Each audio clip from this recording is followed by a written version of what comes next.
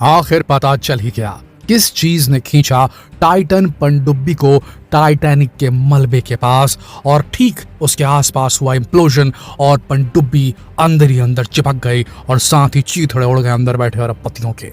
वो चीज कौन सी थी, इसे समझने के लिए पहले आपको क्रोनोलॉजी समझनी होगी। क्रोनोलॉजी कि किस प्रकार से ये जो घटनाक्रम है ये हुआ, और इस घटनाक्रम के पीछे जो सबसे बड़ा कल्प्रिट है वो निकल कर सामने आ रहा है खुद का खुद ओशन गेट। जी हाँ, अभी वैसे तो जांच चल ही रही है, लेकिन जांच के नतीजे आने से पहले कुछ ऐसे पॉइंटर्स सामने आए हैं, कुछ ऐसे क्लूज सामने आए हैं जो साबित करते हैं कि इसमें गलती कहीं ना कहीं पनडुब्बी की ही थी। जी हाँ दोस्तों, आपको बता दें रविवार को यूएस नेवी जो थी उसे एक कैटास्ट्रोफिक इम्प्लोजन का साउंड उसने कैप्चर किया था, लेकिन वो जानते नहीं थे कि किसका है। ये ठीक उसी वक्त का था जब समझ लीजिए कि टाइटन पनडुब्बी का संपर्क उसकी मदरशिप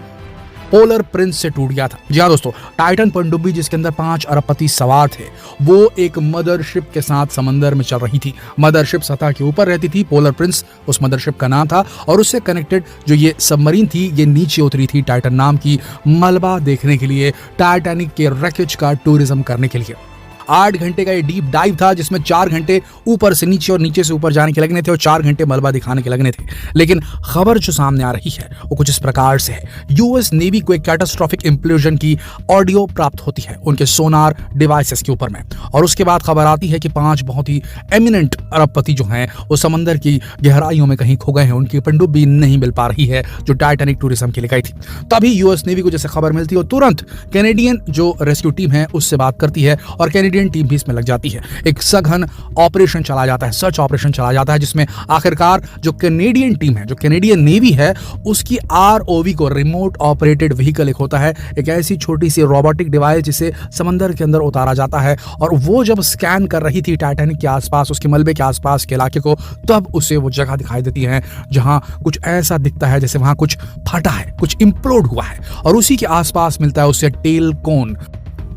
टाइटन पनडुब्बी का पिछला हिस्सा जिसमें 5 अरबपति सवार थे। और उसके बाद सारी चीज एकदम साफ हो जाती है, क्योंकि जो व्यास था, जो सरकमफरेंस था जहां पर वो इंप्लोड होने वाली जगह थी। देखिए दोस्तों, जिस प्रकार से सतह में हम चलते हैं, जमीन पर हम चलते हैं तो लोगों के फुटप्रिंट लिए जाते हैं, उसी प्रकार से जो अनछुई जगह है, समंदर की तलहटी एक अनछुई जगह होती है, वहां कोई चलता नहीं है, लेकिन वहां कोई मार्क बना रहे तो डेफिनेटली उसका बहुत बड़ा सिग्निफिकेंस होता है। तो कुल मिलाकर जो वहां फटने का, जो इंप्लोड होने के जो निशान थे वो साफ दिखा रहे थे। जो साइज था इंप्लोजन को बिल्कुल पनडुब्बी के साइज से मैच खाता था, और वहां टुकड़े मिलना शुरू हो गए पनडुब्बी के, जिससे ये कयास लगाए गए कि अंदर बैठे जो लोग थे उनका बचना और उनका मिलना दोनों मुश्किल है, क्योंकि जिस प्रकार की लहरें समंदर के ऊपर चलती हैं और वो किसी भी चीज को सैकड़ों किलोमीटर दूर तक फेंक सकती है, ठीक उसी तरीके से समंदर के नीचे काफी दबाव और प्रेशर रहता है, और यहाँ जो करंट चलता है, यहाँ जो अंदर ही अंदर लहरें चलती हैं, वो बड़ी से बड़ी चीज को कईयों किलोमीटर तक आगे पीछे कर सकती है। तो ऐसे में उनका शरीर जो है मिलना बेहद मुश्किल। लेकिन यहाँ पर जो सबसे बड़ा खुलासा हो रहा है वो ये हो रहा है कि एक बाप बेटा, एक और अरबपति बाप और उसका बेटा,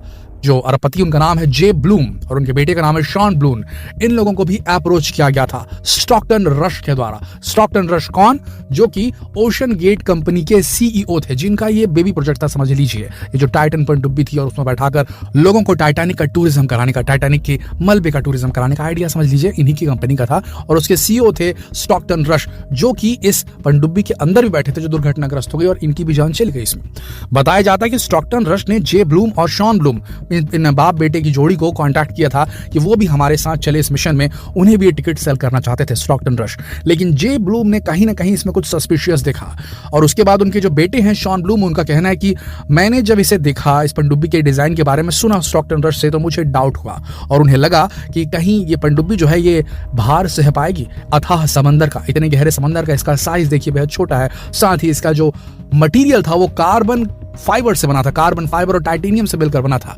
और खुद स्टॉकटन रश ने, और ऐसे कई सारे वीडियोस भी इंटरनेट पर अवेलेबल हैं जहां स्टॉकटन रश कहते हुए सुने जा रहे हैं कि हम रूल्स ब्रेक कर रहे हैं, हम ऐसे मटेरियल की तलाश में हैं जो ऐसी पनडुब्बी बनाए जो कम बजट में हमें समंदर की सतह के नीचे, एकदम नीचे तलहटी तक लेकर जाए, और उसमें उन्होंने सफलता प्राप्त कर ली है, ऐसा उनका कहना था। बाद में जे ब्लूम, जब उनका इंटरव्यू सामने आया, ये जे ब्लूम और शॉन ब्लूम थे, ये भी उस पनडुब्बी में सवार होने वाले थे, लेकिन एंड टाइम इन्होंने टिकट लेना अपना कैंसिल कर दिया और इन्हीं की जगह पाकिस्तानी बिजनेसमैन शहजादा दाऊद और उनके बेटे 19 साल बेटे थे उनके, वो शामिल हुए उसमें और वो अब नहीं रहे। तो जब ये खबर उन्होंने पढ़ी जे ब्लूम और शॉन ब्लूम ने कि जिस सीट पर शायद वो दोनों होने वाले थे, ये दोनों बाप और बेटे होने वाले थे, उनकी जगह कोई और बाप बेटा शहीद हो गया है इस पनडुब्बी की जो है एक्सीडेंट में, तब वो सामने आया।